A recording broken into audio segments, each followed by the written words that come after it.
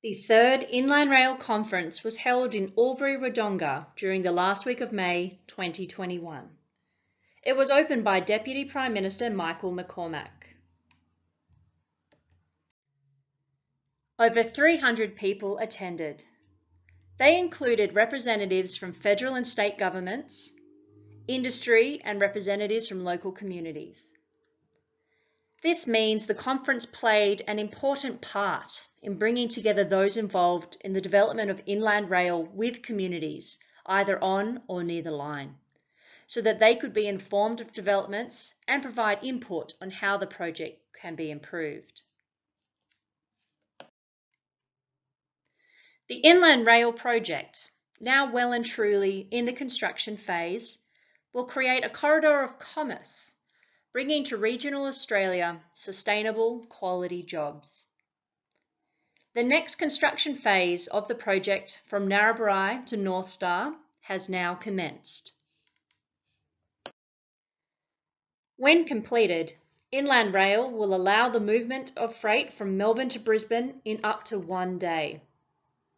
It is forecast that 62% of freight will move by rail by 2050, which is up from the current 30%.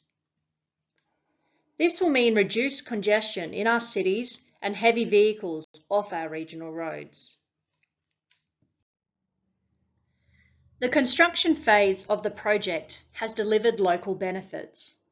For example, 1,862 people, including 302 Indigenous Australians, gained employment during the development of the Parkes to Narromine segment of the line, with 99 local businesses, including 9 Indigenous businesses, providing supplies to the project.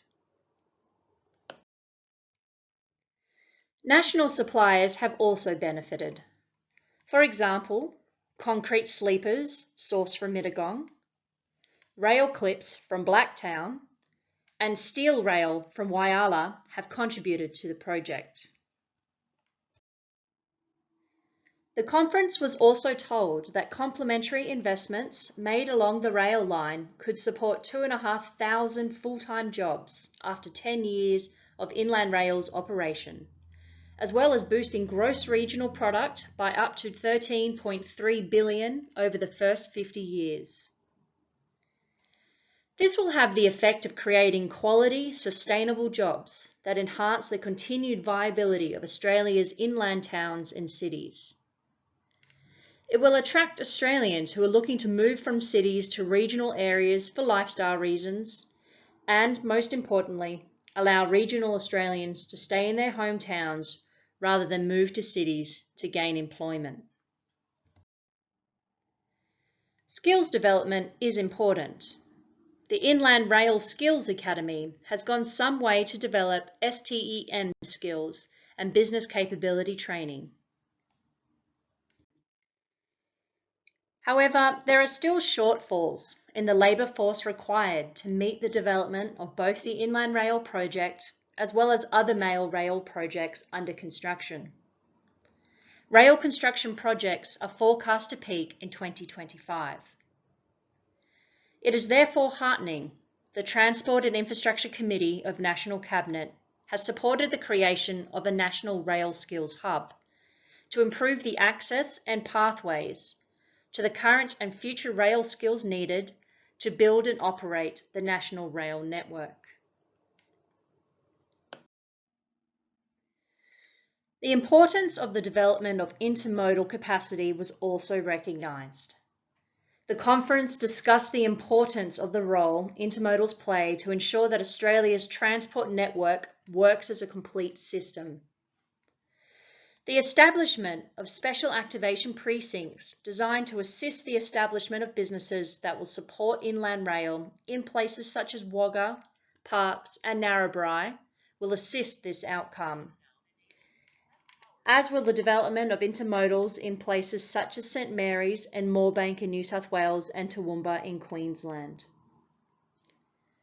The conference was told the development of the Parkes Hub is particularly important, as its position at the juncture of inland rail and the east-west rail line will permit the cost-effective movement of goods to all states of mainland Australia.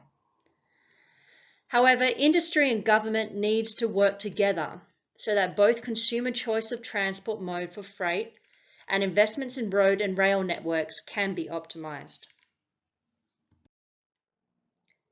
Industry needs to ensure that information is shared so efficient decisions as to how freight can be moved are made.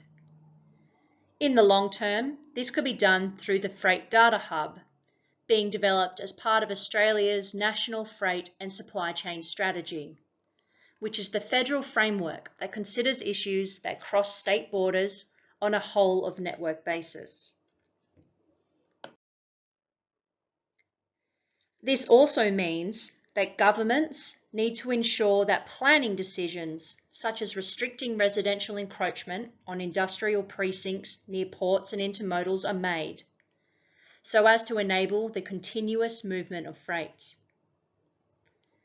It also means the New South Wales government must take urgent action to deliver its rail productivity strategy so that its missed target of rail having a 28% share of freight movement at Port Botany in 2021 is finally realised. Whilst the Queensland Government must advance the work needed to establish a dedicated freight corridor to the Port of Brisbane, as well as the approval pathways for the Kangaroo to Acacia Ridge link. The Inland Rail Conference was a tremendous event, bringing together all stakeholders so they can stay informed about the progress of the development of this vital piece of Australian infrastructure.